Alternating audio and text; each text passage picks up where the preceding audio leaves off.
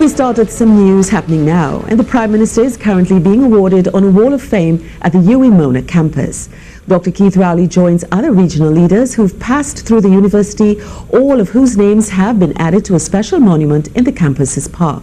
There was some concern expressed earlier over what was interpreted to be a slight oversight by the university, since they didn't add the country's own Prime Minister to the Wall of Fame. However, in a clarification, the Mona campus officials said the reason was simple: because of the breakup in the timeline of Mr. Holness serving as Prime Minister. UWI said it had approached the Jamaican leader in October 2011 when he took over from Bruce Golding for 4 months. However, before the induction ceremony could be held, he'd already demitted office. This time round, however, UWI Mona said it was making arrangements to add Prime Minister Holness's name to the monument as soon as possible, and today's ceremony wasn't a slight against the Prime Minister. And staying with the state visit of Dr. Rowley, progress has been made with cooling tensions between the business community in Jamaica and resolving outstanding immigration issues. At a press conference on Wednesday, both Prime Minister Dr. Keith Rowley and Andrew Holness said both countries have a special relationship in CARICOM that continues to be strong. However, a key point coming out of the talk so far is the repatriation of Jamaicans held in detention here. 15 persons were returned to Jamaica recently, and a further 25 or 26, Minister Moses, yes, have completed their special inquiry processes and will be returned to Jamaica in the soonest order. In May, the refusal to allow some Jamaicans into Trinidad almost boiled over into a diplomatic row between the two Caribbean countries. Behind the scenes, the foreign minister worked with his Jamaican counterpart to soothe the tensions. In Trinidad, to treat with the process that involves entry into the country is well on its way. Within 2 weeks, that facility should be completed. On Tuesday, it was also revealed immigration officers at Piarco Airport were undergoing training to improve the customer experience of passengers using the airport. Now to some news happening right now, and if you're in and around Tunapuna, you're already caught up in a bit of traffic. That's because the ODPM and Tunapuna Regional Corporation are carrying out a special simulation exercise in and around Mokoya Junction. Entitled Exercise Turbulence 2016, the aim is to test the responsiveness of the emergency services, first responders and ODPM in the event of a natural disaster, major accident or biohazard threat.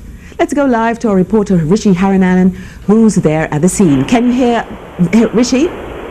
And yes, can you tell us what's happening? Now, I can tell you that the simulations, both have come to an end. Just at about 11:15, the first simulation took place at the intersection there by Mokoya traffic light, where 3 or 4 vehicles, I believe it was, got into an accident, and there were about 6 people who were injured during that accident. Now, it took the emergency response team a few minutes to get here, but they got here and they ended up treating with the situation and getting everything under control. Now, traffic was actually stopped from the lights at Page, and motorists were diverted onto the Eastern Main Road, and also by the traffic light itself in Mokoya, traffic was diverted onto that main road as well. It caused some traffic. Now, the accident, the simulation actually took place at the center of the highway, so no vehicles could have passed there. Now, the second simulation took place a bit higher up on the eastbound lane, where 2 trucks actually got into an accident. 2 people were injured, and the traffic there were also diverted back onto the main road. We spoke with the man in charge of the event, the disaster management coordinator, Mr. Rishi Siwafta. He expressed satisfaction with what took place. He said everything went well, and there was some instances where things could have been better in terms of coordination. He also mentioned that resources for disasters like these are a bit low, and that is something that they would have to work on, but the regional corporation and those in charge of responding to events like these will be meeting this afternoon to further discuss how they can improve. And thank you very much, Rishi. Just for the public, that was a simulation exercise that's happening down in Tunapuna, Mokoya area. So it's not real, it's a simulation, as the ODPM and other first responders are checking out how they can respond in terms of an emergency. So now improving healthcare is a concern for all ministries, not just health. That's the message from the Medical Association ahead of this year's annual conference. The two-day event, which starts next week, will attempt to outline how different sectors can work together to improve healthcare. But what they don't know is only like 15 to 20% of our clinical care affects our health. But a large portion of your health is because of these social determinants. So it involves social as well as economic, as well as the environmental factors. All these things contribute to the health of a person. Dr. Conyette also said, apart from the policymakers doing their part, each citizen must make a conscious effort to improve their lifestyle. So it's not just the ministries, but we all have a responsibility to ensure our immediate environment is safe, to ensure that our kids are safe, to ensure there's a green space for our kids to go and run and exercise and increase in physical activity, to ensure that our agriculture is a strong system so that we could rely more on natural foods than the convenient fast foods.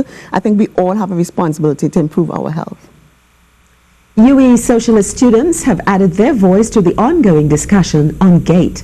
Amilcar Sanatan told GMTT measures should be put in place to give students the opportunity to have part-time jobs while getting a tertiary education. Mona campus in Jamaica, there's a big thrust around that, as well as understanding that secondary school people, not everybody has to go to university at age 18 or 19, and not everybody is a valid citizen because they have a degree. You are valid because you exist in Trinidad and Tobago, and that is what matters. He said not everyone has to go for a university education just out of secondary school. Into new frontiers where education could be.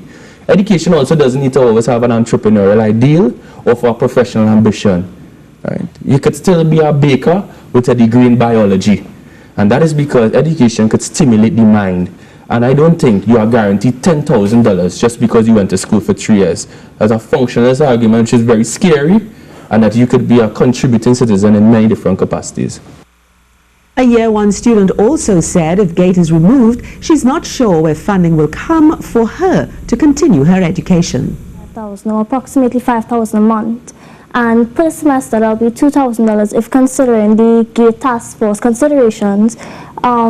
It will be 2,000 semesters, 4,000 academic year, which will be not possible for me because as a student, I cannot afford to get a job because the economy itself does not provide for me. That is why I go to university to get a tertiary education.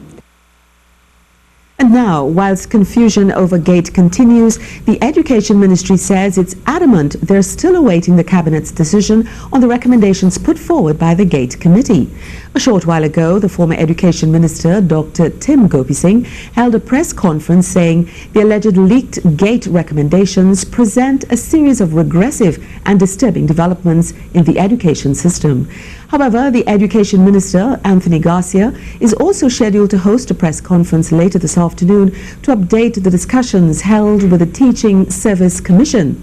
Our C News Live journalists will be at the presser, and we'll bring you all the information as soon as we get it here at the C News Live Centre. And you can get involved in the conversation too on our C News Live social media page, C News Live. Crime News now, and our crime correspondent is here. That's Ian Wayson. Ian, do tell us, the police have been very busy this morning. Tell us something about what's happening. Yes, of course. They have been busy since last evening as a man from St. Madeleine was killed at around 8:20 last evening. He was in Golconda liming with a friend in a bar when two men came and announced a hold-up. They proceeded to rob the men, but the reports are that Capildio Harelal, he tried to escape when he was shot. He died later in hospital. Also in Mova, the police are seeking the public's help to identify the body of a man found in Poinsettia Drive in Mova. He was found with gunshot wounds. He is said to be of African descent, in his 30s, with a Rastafarian hairstyle. And of course, the alleged dispute over Bayram that led to the death of Janko Sylvester on the 13th of July resulted in a charge of murder against Andrew Kalicharan. Director of Public Prosecution Roger Gaspard on Tuesday gave instructions to the police to charge the 60-year-old unemployed man. He was beaten to death in Plummitton Road in Bish. Well, that's the latest from the crime desk. Back to you. Thank you very much, Ian. And returning to Jamaica now, a member of the opposition there is calling on the government to consider making abortion services available to pregnant women who are confirmed with Zika. The virus causes a condition medically known as microcephaly, in which a child is born with an abnormal head and is likely to suffer brain damage. Scientists have linked it to the mosquito-borne Zika virus, which is now present in Jamaica. However, Jamaican laws criminalize abortion except in certain circumstances. Let's look regionally now, and Guyana has moved from a lower middle income into the upper middle income classification. That's according to the World Bank after releasing its annual revision of the world's economies. While this change will enhance Guyana's standing globally and is an indicator of growth, it will also mean a change in that country's eligibility to access loans from the World Bank. Guyana is now on par with its oil-producing neighbor Venezuela, which has fallen in the latest World Bank statistics from a high income to an upper middle income classification. Recently, ExxonMobil discovered a major deposit of oil off Guyana's coast with an estimated 700 million barrels of crude. 21 years after the Soufriere Hills volcano roared to life after lying dormant for hundreds of years, authorities are still reporting activity at the site. The Montserrat Volcano Observatory says, while activity remains low, they have recorded 2 volcano-tectonic earthquakes. The MVO said that the hazard level is at 1 and that there is no public access to Plymouth, the former capital. On July 18, 1995, the previously dormant Soufriere Hills volcano in the southern part of the British Overseas Territory became active. Eruptions destroyed the island's Georgian-era capital city, and between 1995 and 2000, 2/3 of the island's population was forced to flee, primarily to the UK. Now over in North America, Ohio to be exact, Donald Trump has secured the U.S. Republican Party's nomination to run for president in 2016. Here's Al Jazeera's Alan Fisher with more. Donald J. Trump, having received a majority of these votes, they thought it could never happen, would never happen. Now Donald Trump is the Republican Party's official presidential nominee. Republican Party nominee for President of the United States. After talk of boycotts, of walkouts, of contested conventions, a moment of history. The delegates announced their backing. It was New York and his own son, Donald Jr., that put Trump over the top. This is the moment. Donald Trump has just been confirmed as the Republican presidential nominee. The nomination has been almost certain for months, but still Donald Trump inspires mixed emotions. We know Trump is our candidate, and I'm going to get behind him because we got to beat Hillary. And Trump does have some very, very positive qualities, and I am beginning to like the man. Oh, I'm ecstatic. I'm just so pleased that Donald Trump is now our nominee, and I think it went exactly the way it should have. He's not my first choice, but he's way better than Hillary Clinton, so I will support him. Good evening. The nominee appeared by video link to thank delegates. Today has been a very, very special day. Watching my children put me over the top earlier. He will make his acceptance speech on Thursday. And you're watching the CNews Live Report at noon. And now in news of sport, Marlon Samuels emerged as Cricketer of the Year at the West Indies Cricket Board and West Indies Players Association Awards in Antigua. Samuels, because of his valuable contributions in the ODI format and vital test innings, was honoured with a top award.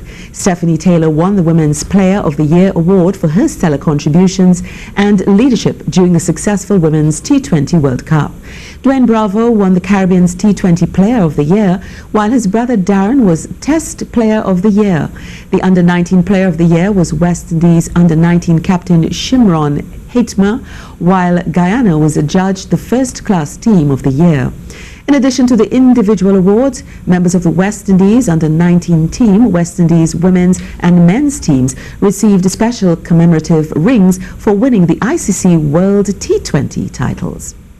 Action in the 2016 edition of the Caribbean Premier League will continue tonight with the Jamaica Tallawahs taking on the Barbados Tridents at Kingston. The Tallawahs are currently on top of the standing with 11 points. Tridents are number 3. The Jamaican-based team is going in this game high on confidence as they are guaranteed a place in the next rounds. A win for Tridents, though, will see them at the top of the table and also ensure a place in the second round of the competition.